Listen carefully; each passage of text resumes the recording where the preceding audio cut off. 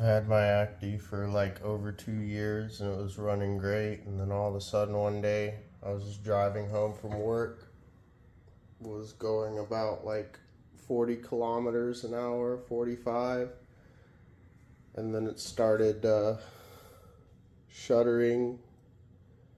And I was like, what's going on? And it acted like it was like losing fuel, because it started misfiring and stuff. I was like, what's going on?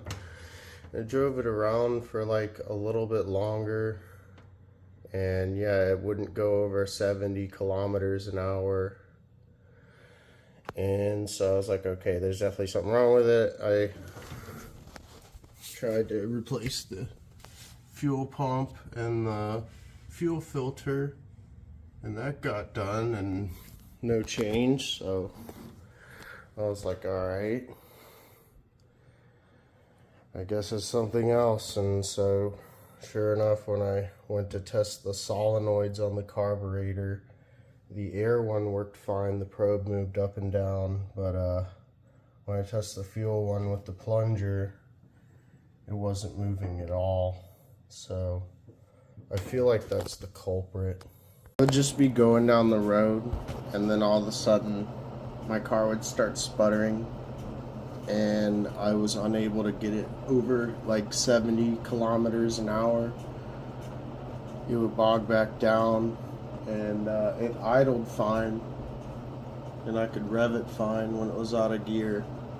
But yeah, like once I tried to get up to speed, that's when I started having issues with it, and I never had problems with the truck before. So yeah.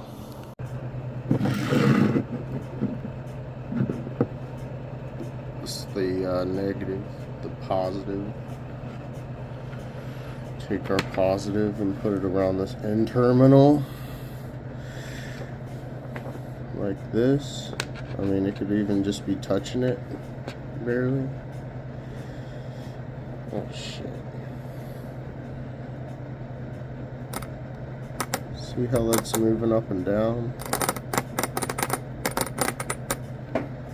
That means this one works. Fuel, it's a plunger, and this one's cracked. I don't know if I did that or what, but same thing.